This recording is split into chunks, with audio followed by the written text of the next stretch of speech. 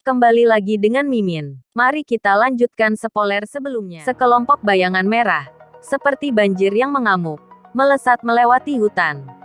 Aura mereka yang padat, berdarah, menyebabkan beberapa magical beast peringkat rendah, yang keluar mencari makanan, takut mendekat. Mereka hanya bisa menggunakan tatapan ketakutan mereka dari jauh saat mereka melihat sekelompok orang saat mereka berlari lewat. Beberapa saat setelah kelompok manusia berwarna merah itu melintas, bayangan berwarna hitam lainnya melompat dan muncul dari antara pepohonan.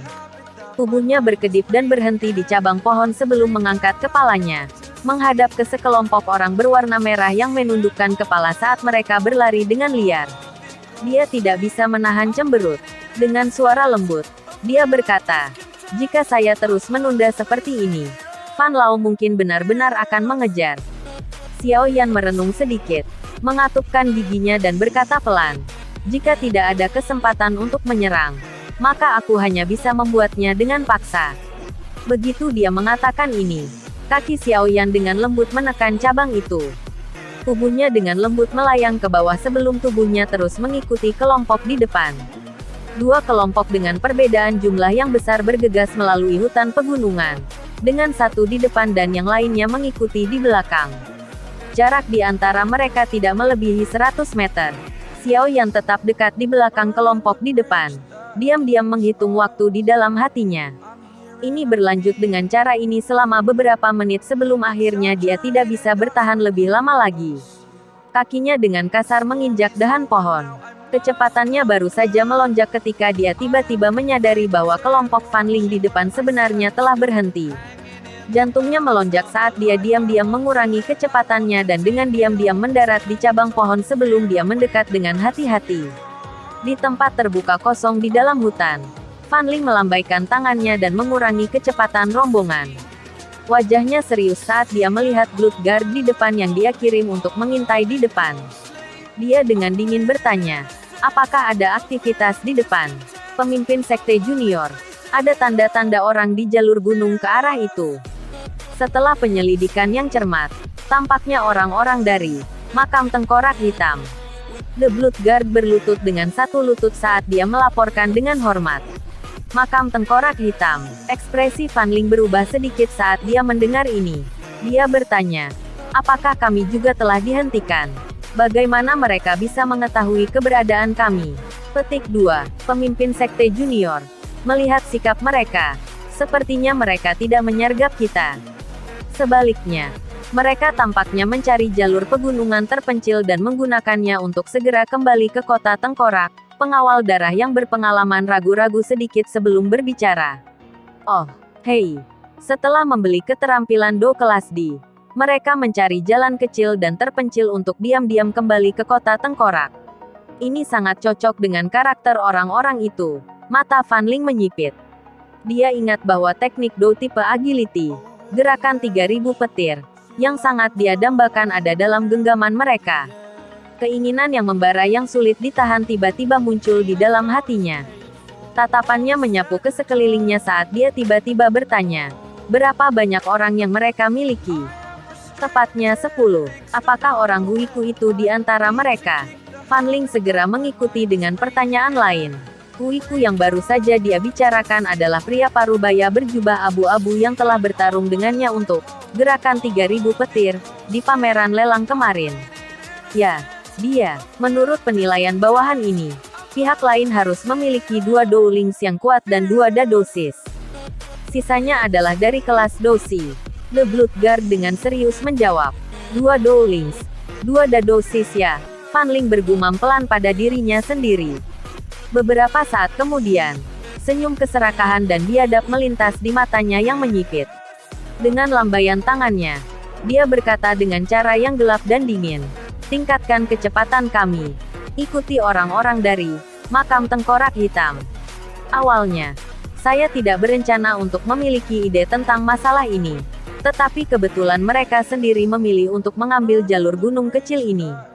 Mereka seharusnya tidak menyalahkan tuan muda ini karena memiliki hati yang hitam. Pemimpin Sekte Junior. Pemimpin Sekte berkata bahwa misi terpenting yang kita miliki sekarang adalah mengirim pil naga misterius Yin Yang kembali ke kota Muzi. Jika ada masalah yang muncul, itu mungkin sangat merugikan bagi kami.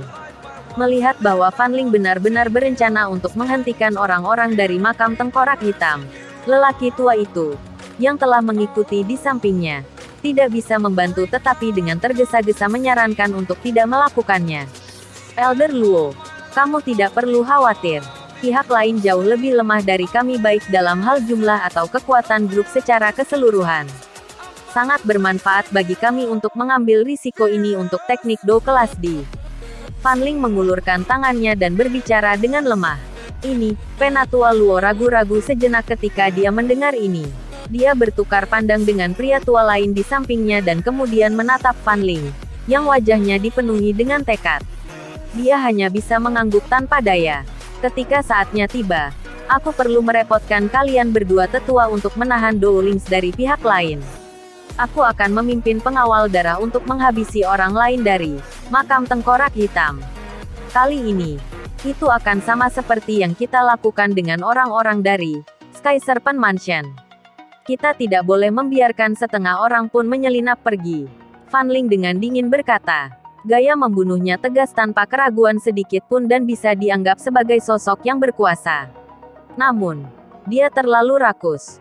Saat suara Fan Ling turun, kelompok pengawal darah mengangguk dengan tenang tanpa mengeluarkan sedikit pun keluhan atau penolakan. Fan Ling mengangguk puas. Dia melambaikan tangannya dan memimpin ke depan saat mereka menyerbu ke dalam hutan. Tidak lama setelah Fan Ling dan yang lainnya menghilang, tubuh Xiao Yan muncul di atas pohon besar. Dia mengamati tempat kelompok mantan menghilang, dan senyum aneh muncul di wajahnya. Dengan suara lembut, dia berkata, sungguh orang yang terlalu rakus. Ketika dia melihat sesuatu yang bagus, dia hanya ingin merebutnya tapi kali ini, kamu ditakdirkan untuk dirampok. Petik 2. Xiao Yan tertawa pelan saat tubuhnya melayang turun dari pohon besar sebelum berubah menjadi bayangan hitam yang melompat ke dalam hutan. Sosok Xiao Yan melayang di dalam hutan. Sekitar 10 menit kemudian, dia tiba-tiba memperlambat dan menyembunyikan tubuhnya di balik pohon besar. Dia memiringkan kepalanya dan mengalihkan pandangannya. Pada saat ini, di tanah kosong yang hanya berjarak puluhan meter, lebih dari 10 pengawal darah yang diselimuti oleh aura berdarah membentuk lingkaran, mengelilingi beberapa orang dengan tengkorak berwarna hitam dijahit ke jubah mereka. Dari tampang kekacauan di tanah dan luka di tubuh mereka, terlihat jelas bahwa kedua belah pihak telah terlibat dalam pertempuran eksplosif dalam waktu singkat sebelumnya. Di tempat tidak jauh dari lingkaran pertempuran, ada 2 medan pertempuran kecil lainnya. 4 sosok manusia terjalin satu sama lain. Senjata tajam di tangan mereka membawa kekuatan yang ganas saat mereka saling menebas dengan keras. Kadang-kadang, kilatan dari pisau dan aura pedang akan menghantam udara, dan batu besar atau pohon besar di sampingnya akan langsung terpotong. Dari sini, orang dapat melihat bahwa kedua belah pihak benar-benar terlibat dalam pertarungan hidup atau mati dan tidak berniat untuk bertengkar. Apakah mereka sudah mulai berkelahi? Tatapan Xiao Yan menyapu tanah kosong yang berantakan. Dia kemudian melirik 2 medan pertempuran kecil itu. Seorang pria parubaya berjubah abu-abu di antara mereka secara mengejutkan adalah orang dari makam tengkorak hitam, selama pameran lelang kemarin. Orang-orang dari Black Skeleton Tomb tidak tahan diserang seperti Sky Serpent Mansion, saat Xiao Yan bergumam di dalam hatinya. Blood Guard, yang seluruh tubuhnya dikelilingi oleh aura berdarah sekali lagi mulai menyerang. Aroma darah yang datang hampir membuat orang muntah. Di bawah lebih dari 10 pisau darah yang bersinar, 8 orang dari makam tengkorak hitam, dengan pengecualian dari 2 dadosis, yang mengertakkan gigi dan bertahan, langsung dibacok sampai mati oleh pisau yang kacau itu. Kematian mereka sangat menyedihkan. Siu, panah gelap, hitam, dingin tiba-tiba ditembakkan secara eksplosif. Panah dingin membawa aura berdarah yang pekat saat itu dengan keras menembus tenggorokan seorang dadosi dengan cara seperti kilat. Kekuatan besar yang terkandung di dalamnya secara langsung menyebabkan panah melewati tenggorokan pria itu dan keluar dari belakang sebelum akhirnya memaku dirinya sendiri dengan kuat ke batang pohon. Ekor anak panah itu bergetar dengan cepat.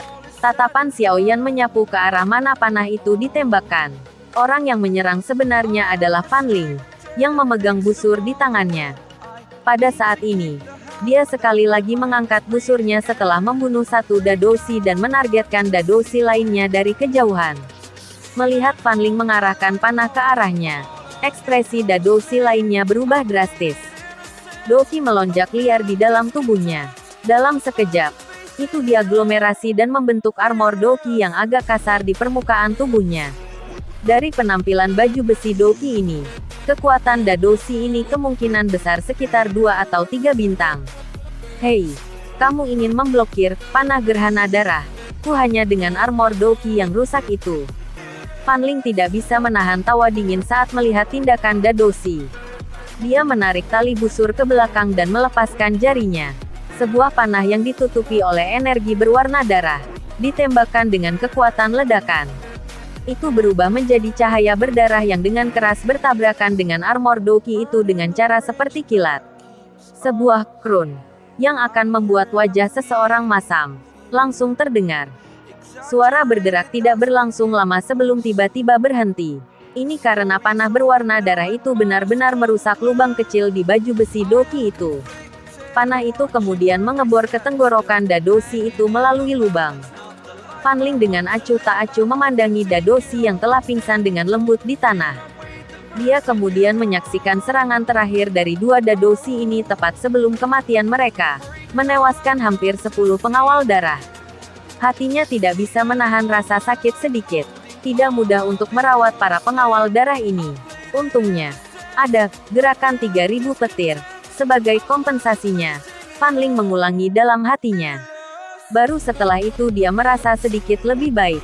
Dia memiringkan kepalanya dan menatap 2 Dowling Squad lainnya dari Black Skeleton Tomb di 2 area lainnya, yang ditahan oleh 2 sesepuh sampai mereka tidak bisa bergerak. Dengan suara lemah, dia berkata, "Mo Erhan, serahkan gerakan 3000 petir. Jika Anda memenuhi permintaan saya akan meninggalkan Anda dengan mayat utuh." Petik 2. Ekspresi pria parubaya bernama Mo Erhan tampak gelap dan serius saat dia menghindari serangan dari lawan di depannya. Suaranya parau saat dia berkata, "Fan Ling, kamu akan menyesali ini." Fan Ling tertawa dingin saat busur dan anak panah di tangannya sedikit bergoyang dan menunjuk ke arah Dowling yang kuat. Aura darah terkonsentrasi di ujung panah dan matanya menyusut rapat saat ini. Pada saat tertentu, dia akhirnya menemukan celah dari Dowling, yang dipaksa keluar oleh lawannya. Dia mengendurkan tangannya dan panah darah ditembakkan secara eksplosif. Sesaat kemudian, sebuah panah dengan keras ditembakkan ke dada Dowling yang kuat. "Jika aku mati, ayo mati bersama." Dowling yang kuat dari Black Skeleton Tomb juga sangat agresif. Meskipun terkena panah dingin Fan Ling sampai dia terluka parah dengan darah segar berulang kali keluar dari mulutnya, dia membuang senjata di tangannya. Dia dengan gila menahan rasa sakit yang hebat karena tangannya dipotong oleh pisau lawannya saat dia menggunakan tangannya yang lain untuk membungkus lawannya dengan erat. Wajahnya ganas saat dia berteriak, "Ledakan tulang! Tetuahan! Cepat mundur!" Ekspresi Fan Ling berubah dan buru-buru berteriak ketika dia melihat wajah orang kuat dari Black Skeleton Tomb tiba-tiba berubah menjadi hijau dan ungu yang aneh. Bang! Peringatan Fan Ling baru saja jatuh saat Dowling yang kuat itu tiba-tiba meledak. Riak energi yang kuat dari ledakan menghilangkan hampir setengah kaki tanah dari tanah di sekitarnya. Dowling yang kuat dari Sekte Darah juga telah diledakkan oleh ledakan sampai pakaiannya compang camping dan kulitnya rusak, memperlihatkan daging di dalamnya. Wajahnya pucat karena dia tergantung hanya dengan nafas. Sial, melihat penatuahan yang telah mempertahankan nyawanya, tetapi untuk sementara kehilangan kemampuan bertarungnya.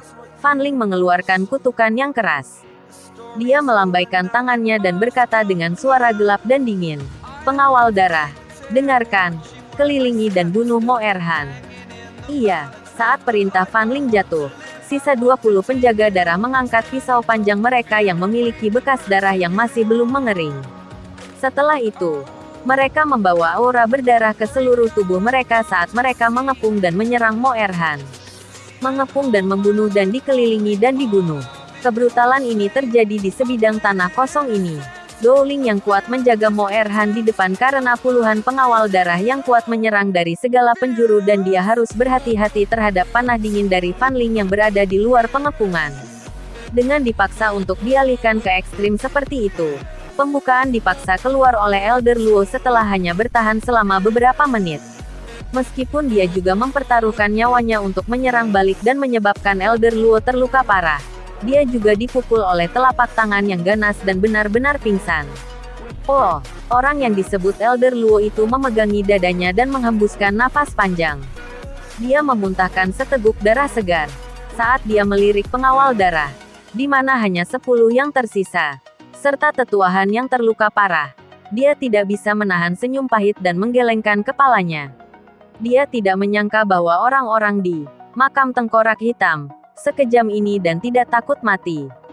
Betapa pahitnya pertarungan. Melihat Mo Erhan akhirnya tidak sadarkan diri, Fan Ling yang sedang menarik tali busurnya di luar medan pertempuran, akhirnya menghela nafas lega. Dia dengan sembarangan mengesampingkan busur dan anak panah di tangannya dan dengan cepat berjalan ke depan. Dia kemudian secara acak mengambil pisau panjang dari tangan pengawal darah sebelum dengan keras memotong leher Mo Erhan dengan wajah ganas, benar-benar menghabisinya. Dia menjentikkan ujung pisau dengan lembut dan mengangkat cincin penyimpanan di tangan Mo Erhan. Fan Ling buru-buru membalik semua yang ada di dalamnya. Beberapa saat kemudian, kegembiraan liar yang sulit disembunyikan memenuhi wajahnya. Dia menjabat tangannya dan sebuah gulungan kuno berwarna perak muncul di tangannya yang lain. Haha, gerakan 3000 petir telah mendarat di tanganku. Setelah saya berhasil mempraktikkannya, apa yang bisa dilakukan oleh Do Wang yang kuat terhadap saya? Haha, Fan Ling memegang gulungan itu erat-erat dan tidak bisa menahan diri untuk menghadap ke langit dan tertawa terbahak-bahak. Sama seperti Fan Ling yang telah melupakan dirinya sendiri dan tertawa terbahak-bahak, kekuatan isap tiba-tiba muncul entah dari mana. Gulungan berwarna perak itu langsung terbang keluar, dan akhirnya dengan sembarangan digenggam oleh sebuah lengan panjang. Terima kasih banyak atas kerja keras pemimpin sekte junior Fan Ling. Namun, lebih baik bagi saya untuk mengendalikan teknik ini. Petik 2. Seorang pria berjubah hitam anehnya muncul di dahan pohon. Gulungan di kelas Do teknik berwarna perak itu memantul dengan kilau samar di bawah sinar matahari. Terima kasih telah menonton videonya. Yang belum subscribe di subscribe dulu guys. Dan jangan lupa nantikan spoiler selanjutnya.